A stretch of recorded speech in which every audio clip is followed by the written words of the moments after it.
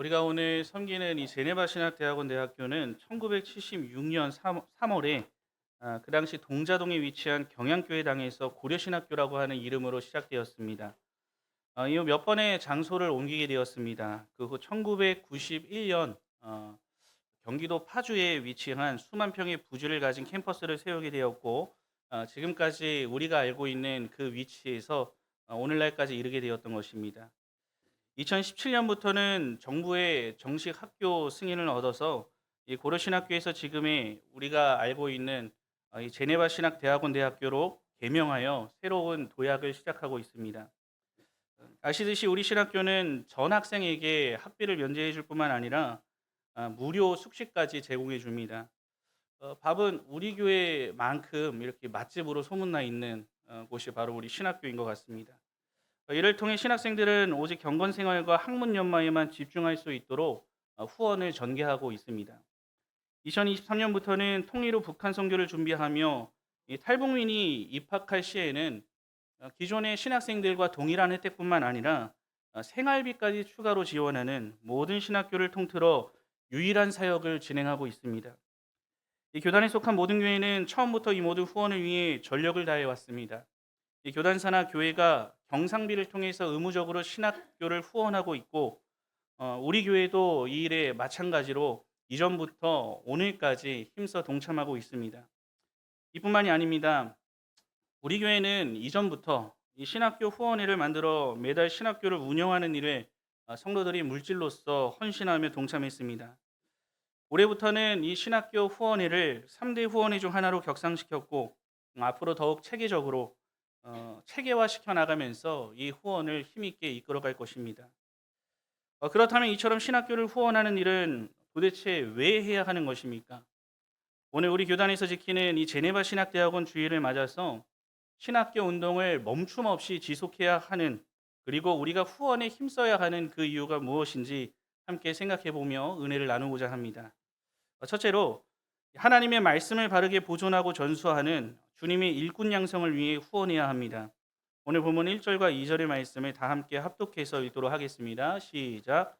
내 아들아, 그러므로 너는 그리스도 예수 안에 있는 은혜 가운데서 강하고 또 내가 많은 증인 앞에서 내게 들은 바를 충성된 사람들에게 부탁하라. 그들이 또 다른 사람들을 가르칠 수 있으리라. 아멘. 아멘. 사도 바울은 아들과 같이 여긴 후배 목회자 디모데를 향해서 내 아들아라고 애정을 담아서 부릅니다. 그리고 이어서 권면합니다. 강하라, 그리고 강해져야 한다라고 하는 요청입니다. 이 세상 어떤 사람이라도 자신의 연약을 가지고 있습니다. 모든 신앙의 사람들 역시 마찬가지입니다. 위대한 신앙의 역사를 써내려간 많은 사람들도 나름의 연약과 단점이 분명히 있었지만, 그것을 고치시고 사용하시는 하나님의 은혜가 있기에 그 역사의 현장 가운데 크게 쓰임 받았던 것을 부인할 수 없습니다. 이 디모데를 향해서 강하라, 강해야 한다라고 권면하는 것도 이런 이유였습니다. 사도 바울이 누구보다 사랑했고 심지어 아들같이 여긴 이 디모데의 연약을 모를 리가 없었습니다.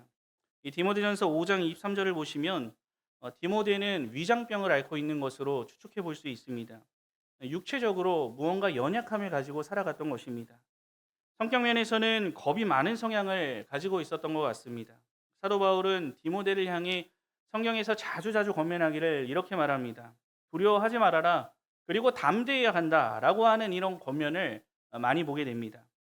존 스토트는 이 디모데에 대해 주석하기를 이렇게 말합니다. 천성적인 수줍음과 소심한 성격의 소유자라고 말합니다. 그런데 이런 성향을 가진 사람에게 사도 바울은 이렇게 말하는 것입니다. 강하라라고 한 것은 천천히 갈 수밖에 없는 거북이에게 너 빨리 가야 한다라고 재촉하는 것과 마찬가지라고 할 수 있습니다. 그럼에도 불구하고 이 사도 바울의 권면은 냉정함에서 비롯된 것이 아니라 기독교적인 신앙 안에서의 권면임을 알 수가 있습니다. 이 광야라고 강하라라고 하는 권면의 앞구절을 볼 때 확인할 수가 있는데 그 내용이 무엇입니까? 바로 예수 안에 있는 은혜로, 예수 안에 있는 은혜로 강하여지라라고 하는 이런 권면의 내용을 보게 됩니다. 이 강하라라고 하는 이 요청은 스스로 이를 악물고 버티면서 강해질 것을 요구하고 있는 것이 아닙니다. 또한 육체적으로 무언가 근육질 몸매가 되어서 힘이 강해지라라고 하는 권면도 아닙니다. 예수 안에 있는 은혜로, 예수 안에 있는 은혜로, 즉 내적으로 영적으로 더욱더 강하게 되라라고 하는 권면을 하고 있습니다. 이 디모데는 사역자로서의 자원을 자신의 기질을 의지하거나 자신의 기질 때문에 좌절하고 낙심이 있을 것이 아니라 그리스도의 은혜로부터 받아야만 했습니다.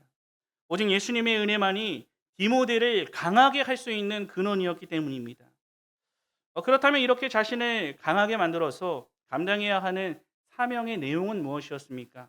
2절을 보시면은 사도 바울에게 들은 바, 즉 진리의 말씀을 뜻하고 있습니다. 그 말씀을 충성스러운 사람에게 부탁하고 또한 그들이 또 다른 사람을 가르치게 하는 사명, 그 사명을 감당해야 했습니다.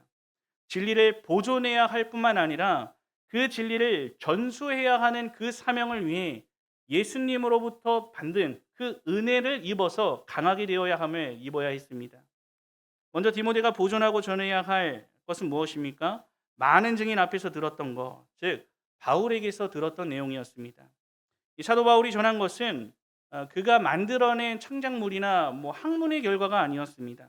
그것은 예수님께서 사도 바울에게 정확히 명하여 주신 진리의 말씀입니다. 사도 바울은 갈라디아서 1장 11절과 12절에 이와 관련하여 이렇게 고백합니다. 형제들아, 내가 너희에게 알게 하노니 내가 전한 복음은 사람의 뜻을 따라 된 것이 아니니라. 이는 내가 사람에게서 받은 것도 아니요 배운 것도 아니요 오직 예수 그리스도의 계시로 말미암은 것이다. 예수 그리스도의 계시로 받은 것을 전해줘야 할 사명이 디모데에게도 있었다는 것입니다. 이 둘째로 사도 바울은 예수님께서 맡기신 진리의 복음을 디모데에게 그대로 전수했습니다. 2절을 보시면 내게 들은 바라고 하는 이 말로 알 수 있습니다. 사도 바울이 전한 것은 어떤 특정한 때에 한 번 전했던 그런 내용이 아닙니다. 무언가 세례를 받을 때 세례 서약을 위해서 가르쳤던 그런 내용이라든지 그런 것이 아니라 오랜 세월 동안 지속적으로 디모데에게 가르쳤던 예수 그리스도의 복음에 대한 내용을 뜻하고 있습니다. 셋째로 디모데는 이 바울에게 들은 것을 충성된 사람들에게 부탁해야 했습니다. 이 당시 시대적인 상황을 살펴보면은 영지주의 이단을 성행하던 때였습니다. 이를 통해 거짓 복음에 빠진 사람들이 많이 존재했던 것이 실제 이 당시 모습이었습니다. 이런 중에도 믿음을 굳건하게 지킨 충성스러운 사람들이 몇몇 남아 있었습니다. 이런 자들에게 예수 그리스도께서 맡기신 그 진리를 힘써 가르쳐서 또 다른 사람들을 가르칠 수 있도록 해야 했습니다. 자신만이 알고 있는 것이 아니라 충성된 성도에게 그 복음을 가르치고 그 복음을 받은 성도가 또 다른 사람에게 그것을 가르칠 수 있도록 가르쳐야 하는 사명이 이 디모데에게 주어졌던 것입니다. 이런 자들에게 힘써 진리를 가르쳐 하나님께서 명하신 복음 전파를 이어가야 했습니다. 자신만이 알고 있는 것이 아니라 그것을 전수하고 또 전하여서 그 사람이 또 다른 사람에게 가르칠 수 있을 정도가 되어야 했던 것입니다. 이것이 디모데가 내적으로 영적으로 강함을 입어서 감당해야 했던 사명의 내용임을 보게 됩니다. 성도 여러분, 자신이 가지고 있는 능력이 부족하다 할지라도 주님이 주시는 그 능력으로 강함을 입고 하나님께서 맡기신 진리를 보존하고 전수하는 사명을 이것을 감당하는 것은 이 땅에 부름받은 신실한 성도 모두가 해야 할 사명입니다. 그렇다면 그 말씀, 그 진리의 말씀을 누구에게서 성도들은 배우게 됩니까? 말씀을 전파하는 기관인 교회를 중심으로 하나님이 세우신 주의 사자를 통해 그 말씀을 받고 배우게 됩니다. 그렇다면 한 교회를 위해 세움받은 주의 사자는 어디로부터 말씀을 받아 가르치고 선포하게 되는 것입니까? 이 땅에 존재하는 참된 신학교들을 중심으로 바른 말씀을 배우게 되므로 얻게 되는 것입니다. 이렇게 거슬러 올라간다면 이 땅에 순교하신 믿음의 선진들과 그리고 종교개혁자들과 초대 교부들과 그리고 오늘 말씀을 기록하고 있는 사도들과 예수님의 제자들을 그 끝에는 예수 그리스도부터 시작됨을 알 수 있습니다. 이렇게 예수님께서 계시하신 말씀을 신앙의 정통성에 따라서 오늘날 세워진 신학교를 통해 하나님의 말씀을 맡은 한 명의 사명자가 세워지게 되는 것입니다.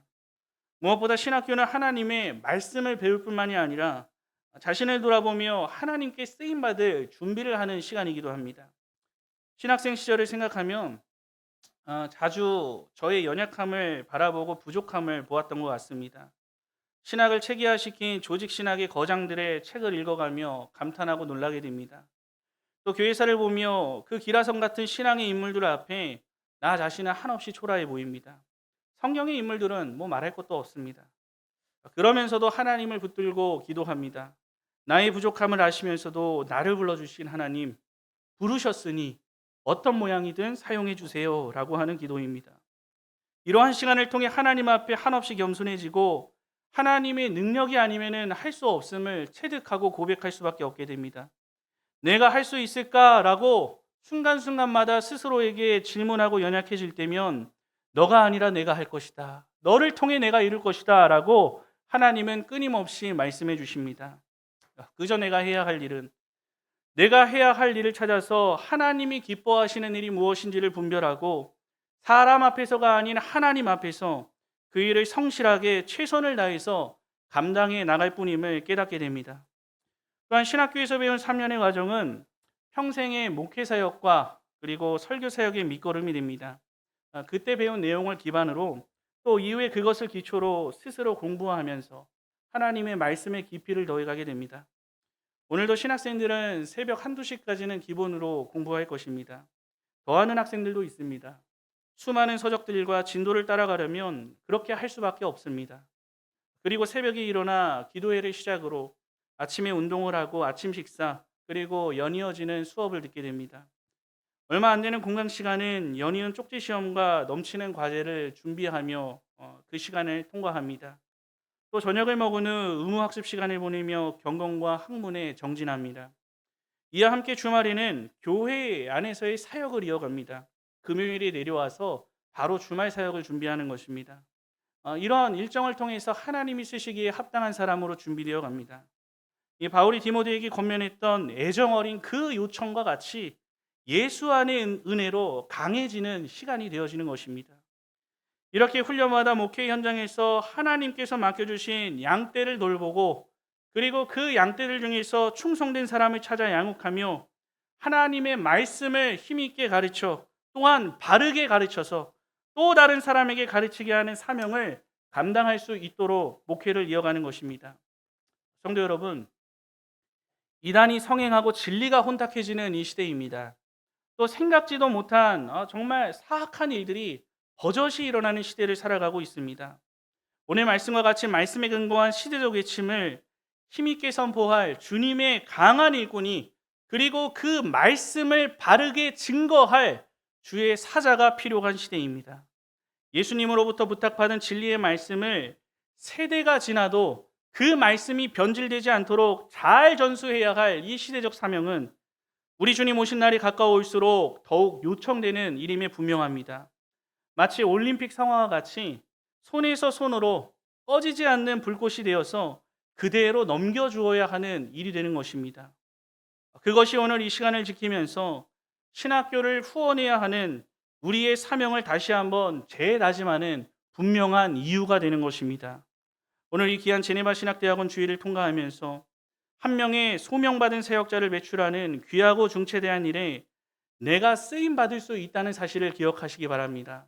이 사실을 기억하시면서 우리 주님 오시는 그날까지 진리의 말씀을 보존하고 전수하는 신학교 운동을 위해 물질과 기도로서 힘써 후원하기를 결단하는 우리 남부교향의 모든 성도들이 되시기를 우리 주님의 이름으로 간절히 축원합니다. 둘째로 하나님의 기쁘시게 하는 주님의 병사 양성을 위해 후원해야 합니다. 오늘 본문 3절과 4절의 말씀을 함께 합독해서 읽겠습니다. 시작. 너는 그리스도 예수의 좋은 병사로 나와 함께 고난을 받으라. 병사로 복무하는 자는 자기 생활에 얽매이는 자가 하나도 없나니 이는 병사로 모집한 자를 기쁘게 하려 함이라. 아멘. 사도 바울은 예수 그리스도를 만나고 땅끝까지 그 예수를 전하는 일 가운데에 많은 고난들을 받았습니다. 죽기를 두려워하지 않는 그의 사명을 이어가는 모습을 성경을 통해 보게 됩니다. 하지만 이 복음을 전파하는 곳에는 늘 반대자가 득실거렸습니다. 그리고 그들의 모함으로 옥에 투옥되는 경우도 많았습니다. 우리가 수요 예배를 통해 살펴보고 있는 사도행전 강해만 봐도 그 사도행전 한 편에서만 수없이 감옥에 갇히는, 그리고 하나님의 은혜로 풀려나게 되는 이러한 모습을 보게 됩니다. 이때 사도 바울은 로마 병사들을 가까이에서 관찰하게 되었을 것입니다.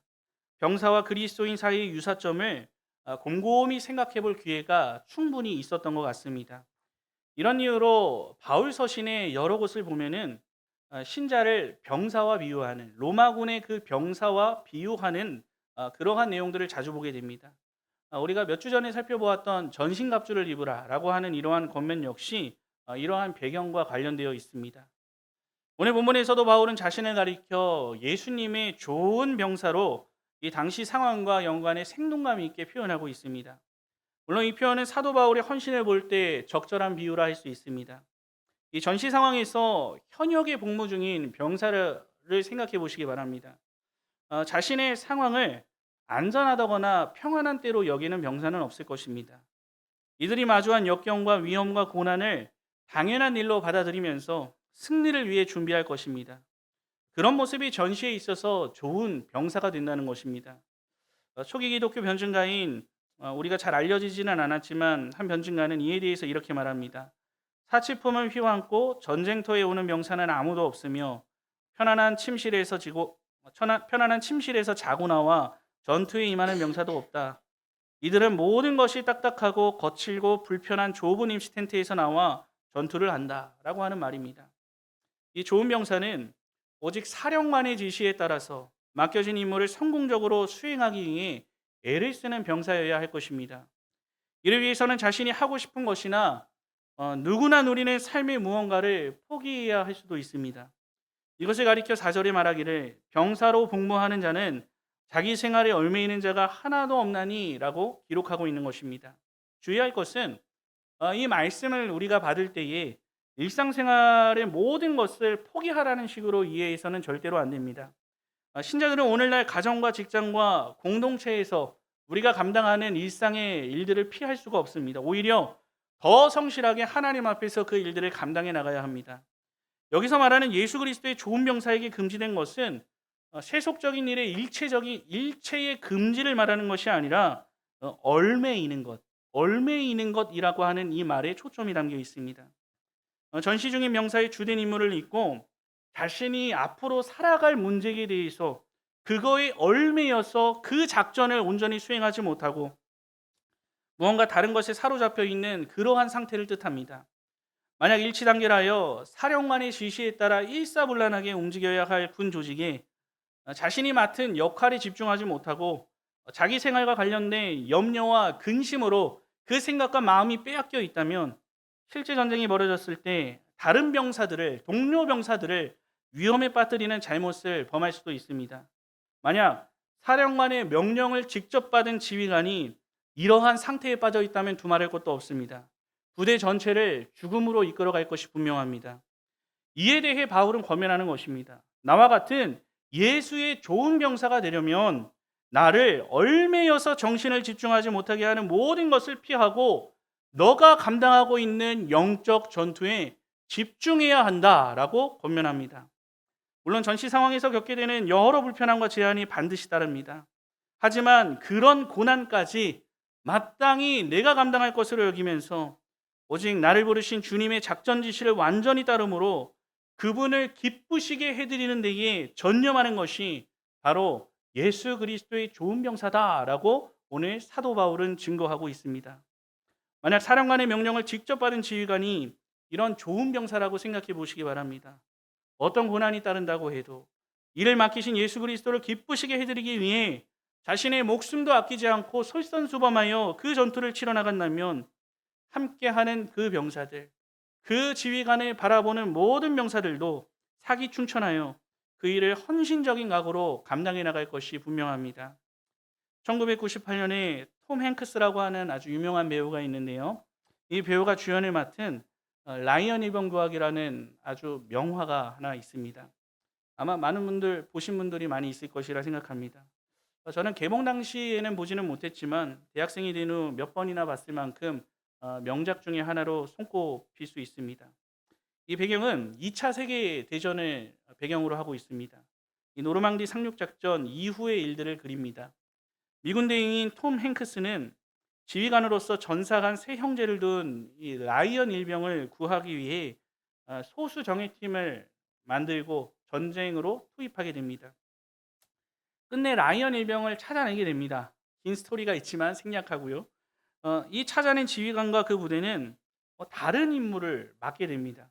프랑스의 한 다리를 사수해야 하는 아주 전략상 너무나도 중요한 임무를 띠게 되는 것입니다. 여기서 독일군의 대규모 기갑 부대가 다가온다는 소식을 듣게 되었고 병력과 화력에서는 특수부대로 짜여진 부대였기 때문에 모든 것이 열세인 상황이었습니다. 지휘관은 오기 전에 후퇴할 수도 있었지만 명령에 따라서 싸우기로 결심합니다. 이 독일군 저격수와 기갑부대의 집중 공격을 받게 된 이 지휘관은 치명상을 입게 되지만 끝까지 필사적으로 싸워나갑니다. 하지만 결국 총에 맞아 쓰러지게 되고 지휘관이 죽어가는 그 순간 그의 부하들은 한 사람 한 사람이 죽어나가는 걸 본과 동시에 그 지휘관이 죽음도 무릅쓰고 끝까지 싸우다가 죽어나가는 그 장면을 보게 됩니다. 병사들은 이것에 반응합니다. 두려움을 떨쳐버리고 끝까지 싸우기로 결심하는 것입니다. 특히 구출받은 라이언 일병은 지휘관의 희생을 보게 되고 이 싸움은 목숨을 걸 가치가 있는 싸움이다 라고 하는 것을 스스로 깨닫고 직접 나가 싸웁니다. 끝까지 저항하던 중 아군 폭격기와 지원군이 도착해서 끝내 승리를 이루게 되는 내용입니다. 완전한 열세의 상황에서 모두가 포기하려고 할 때에 죽기를 마다하지 않고 임무를 수행해 나간 이 지휘관의 모습은 주변 병사들에게 분명히 큰 영향을 끼치게 되었음을 보게 됩니다. 우리 주님 오시는 날 완전한 승리를 선포하기까지 우리가 치러야 할 영적 전쟁은 한순간도 쉬지 않고 지속되어집니다. 이 영적 전투에 있어 예수님께서 명하신 지상 명령을 따라서 모든 교회와 성도는 맡겨진 사명을 감당해야 하고 이것을 지휘할 영적 지휘관은 항상 필요합니다. 무엇보다 주님 오실 날이 가까울수록 더욱 맹렬하고 거세질 우리 원수 마귀의 공격 앞에 좋은 병사가 되어 주님이 주신 일들을 위해 자신이 받는 고난은 물론이고 목숨까지 아끼지 않을 정도의 희생적인 사명자가 더욱더 절실히 요구되는 시대를 살아가고 있습니다. 우리의 대장 되시는 예수님께서 우리에게 하시고자 하는 말씀을 받아 그 말씀을 그대로 힘있게 전달할 사명자, 또 그 말씀대로 살아가는 모습을 누구보다 솔선수범하여 나타나려고 하는 사명자, 이러한 한 사람 사명자가 필요한 시대인 것입니다. 또한 그러한 사명자를 따라 온 성도가 한 마음과 한 뜻이 되어서 예수님이 주신 일들을 위해 자신이 희생하는 것을 마땅히 여기면 물론이고 자신의 삶을 드릴 수 있는 성도가 모인 교회가 더욱더 절실히 요구되어지는 시대를 살아가고 있습니다. 이런 사명장을 따라 예수님의 명령을 수행하는 성도와 교회가 되어서 우리를 모집한 예수님의 마음을 기쁘게 해야 할 사명을 감당하는 교회가 우리 남부경향교회가 되어야 합니다. 이렇게 우리 안에서의 결속을 힘있게 다지면서도 이와 동시에 우리가 해야 할 일이 있습니다. 이러한 한 명의 사명자를 지속하여 배출하는 신학교를 위해 끊임없이 기도하고 물질로 후원하는 일에 힘써야 한다는 것입니다. 비록 그 자리에 적은 무리가 모여 있지만 하나님을 인격적으로 만나고 개인적인 소명을 받아서 자신의 전 인생을 바쳐서 하나님께서 주신 일을 감당하고자 헌신할 사명자를 배출하는 기간이 우리가 후원하는 신학교이기 때문입니다. 어떤 임무라도 절대로 포기하거나 숨어 있으려 하지 않고 누구보다 앞장서서 솔선수범하며 성도들을 격려하고 마지막 최후 전투까지 포기하지 않고 싸워 나감으로써 진정으로 생명을 걸 가치가 있는 그 싸움이 무엇인지를 깨닫게 하는 한 사람의 사명자가 나오도록 힘을 다해 기도하는 일이 우리에게 주어진 중대한 사명임을 잊지 말아야 합니다. 무엇보다 우리 신학생들은 너무나도 잘 알고 있습니다. 학비와 숙식과 장학금까지 모든 것이 성도들의 기도와 후원으로 자신들이 공부하고 생활하고 있다는 사실을 잘 알고 있습니다. 무엇보다 그 자리에 있는 학생들이 우리 교단, 교회들을 섬기면서 자라오며 자신이 신학교 후원 회원이 되어 자신의 물질을 하나님께 드리고 기도로서 섬겨왔던 사람들입니다. 그 사실을 알 때 그 모든 시간을 한 시간도 소홀히 여길 수가 없게 됩니다. 거룩한 부담감을 가지고 또한 감사의 마음을 가지고 하나님 앞에서 마땅히 최선을 다하도록 이끌어주는 원동력이 되는 것입니다. 성도 여러분, 오늘 주님께서 우리에게 말씀하십니다.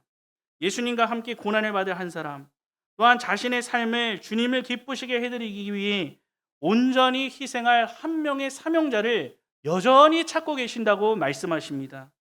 그 사명자와 함께 생명을 걸 가치가 있는 내 모든 것을 걸고 하나님을 위해 싸워 나갈 수 있는 그 싸움이 무엇인지 확신하고 함께 따르게 될 성도들과 교회가 세워지기를 지금도 간절히 원하고 계십니다. 이 일은 먼저 저와 여러분에게 말씀하시는 하나님의 말씀인가 동시에 이를 양성하는 기관인 이 제네바 신학대학원을 위해 끊임없이 힘을 다해 후원할 것을 명하시는 하나님의 요청이 됨을 잊지 마시기 바랍니다. 이 제네바 신학대학원이 예수 그리스도만을 바라보면서 그분을 기쁘시게 해드리길 간절히 소원하는 한 명의 사명자가 끊임없이 배출될 수 있도록 더욱더 관심을 가지고 물질과 기도로서 후원하는 일에 조금도 부족함이 없는 우리 남우교회의 모든 성도들이 되시기를 우리 주님의 이름으로 간절히 축원합니다. 사랑하는 남우교회 성도 여러분, 오늘 우리는 이 제네바 신학대학원 주일이라는 이름으로 특별한 주일을 통과하고 있습니다. 선교 사업에 최선을 다하는 교회는 우리 교회뿐만 아니라 이 지상교회의 많은 교회들이 힘을 다해 하는 일들입니다. 하지만 이 신학교 후원에 있어서 이런 식으로 선교하고 거의 맞먹는 비중을 차지하며 기도하고 후원을 하려고 애쓰는 교회는 찾아보기 어렵습니다. 이러한 우리의 모습, 누군가의 눈에는 참 별나 보이고 또 다른 곳에 좀 더 집중해야 되지 않느냐라고 이런 별난 시선을 보낼 수도 있을 것입니다. 하지만 이 일은 우리 교회와 성도라면 절대로 가볍게 보아서는 안 될 중차대한 일이고 꼭 해야만 하는 필수적인 사명이 됨을 기억해야 합니다. 왜냐하면 참된 복음이 우리 주님 오시는 날까지 전해지기 위해서는 성경의 참된 진리를 받아서 그것을 선포하며 가르치는 사령부가 꼭 있어야 하기 때문입니다. 신학교 후원위원이 되어 물질과 기도로 후원하는 일은 하나님의 말씀을 받아 그리고 그 말씀을 바르게 가르칠 주님의 사역자 양성을 위한 일이 됩니다. 또 그 사역자를 통해 충성된 사람들을 가르치고 그 가르침을 받은 사람들이 또 다른 사람들을 가르치는 진리의 보존과 전수라고 하는 이 일을 위해 중차대한 사명을 띠고 있습니다. 또한 자신의 일이 아닌 오직 주님께서 명하신 일들을 바라보며 주님만을 기쁘시게 해드리기 위해 자신의 전 인생을 바치는 복음 전도자를 배출하는 귀한 일이기 때문에 중요합니다. 어떤 상황에도 이 땅에서 복음을 전하며 받게 될 고난까지도 마땅히 여기면서 좋은 병사로서 솔선수범하고 그런 양떼를 길러내기 원하는 사명자를 배출하는 일이 됩니다. 신학교를 후원하는 것은 이와 같이 진리사수와 좋은 명사를 통해 주님 오시는 그날까지 진리와 비진리를 구별해 지키는 성별 사역인과 동시에 과거의 정통신앙을 미래로 연결하는 신앙 계승 운동이 됨을 명심하시기 바랍니다. 우리 주님께서 허락하신 선지학교를 통해서 하나님 앞에 소명받아 그 사명을 힘써 감당하는 이 마지막 시대의 사명자가 끊임없이 배출되기를 위해 더욱더 기도하시고 힘을 다해서 후원하심으로써 우리에게 주신 특권적인 사명을 하나님 앞에서 힘써 감당하기에 부족함이 없는 우리 남부교회의 모든 성도들이 되시기를 우리 주님의 이름으로 간절히 축원합니다. 아멘.